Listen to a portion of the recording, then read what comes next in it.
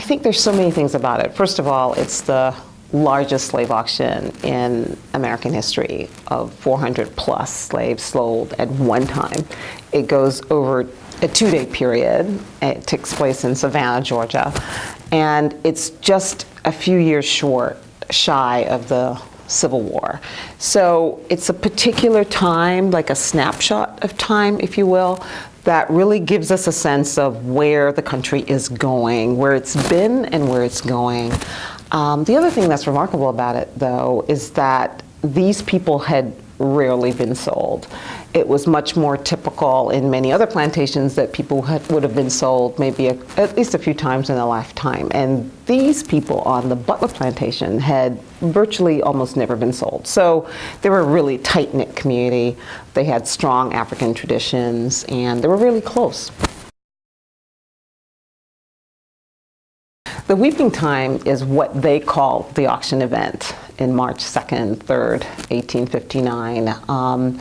They named it that because their families were now split apart, and you could be sold if you were married.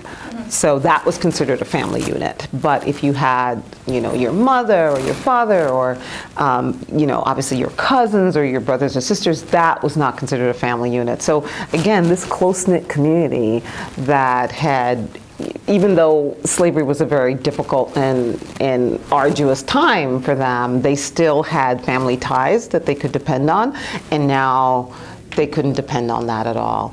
So they call that time the weeping time. I try to tell the story of a human story is really what I want people to relate to, because everybody has a family. Everybody knows what it's like to hopefully receive love from that family, and even if it's not family that is blood family, people that you consider family.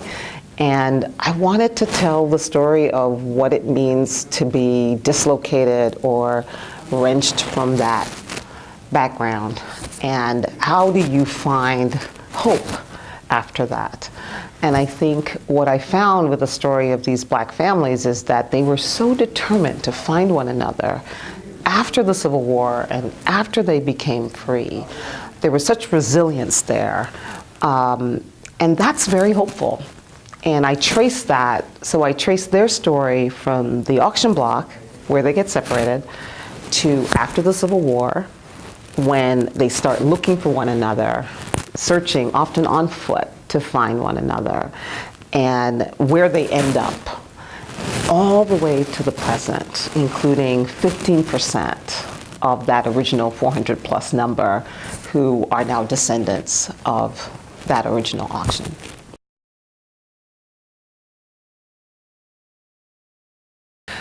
It's many things. I mean, I'm a historian of slavery and the slave trade and American history generally, and so this was just a topic that is right there. It really is an American story, because you can use the auction as a lens to really trace all these various periods of American history, from slavery to present.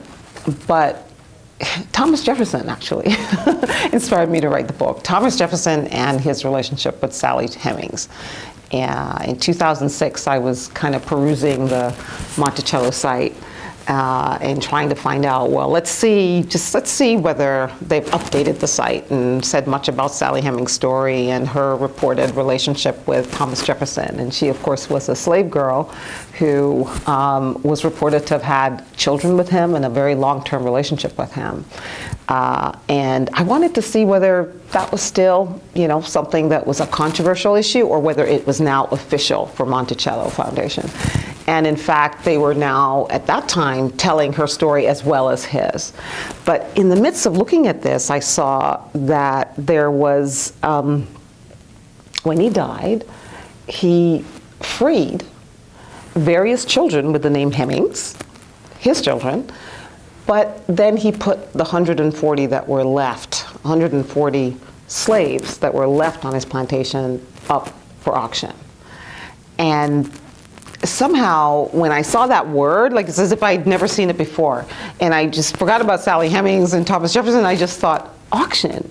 what would that have meant for that group as well to now experience dislocation, displacement, and presumably, away from their families as well. And that got me on the trail to let's find an auction that would be a good representation of this type of event.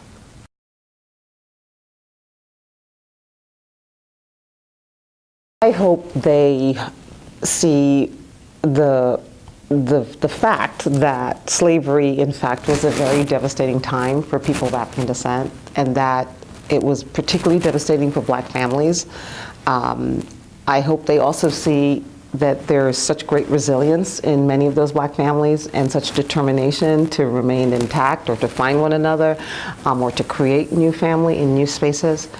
I also hope that they see that what happened to Black families then also affected white families. And I think that's what you see in the book, that as devastating as it was for the Black family, it was also really devastating for the white family that owned them. Eventually, they split up. The father and mother, the husband and wife split up because of their tensions about slavery, and she was an abolitionist and he was not. And you just see that this kind of thing just creates a lot of strife, and it's not good for anybody. And in the end, I think what it shows, I hope, is that our fates are really interconnected, and what happens to one part of the human family also happens to the other part of the human family. And so it's worth trying to heal that breach and heal those, that dislocation, displacement that took place in the past. It's worth trying to aim for racial reconciliation, if you will.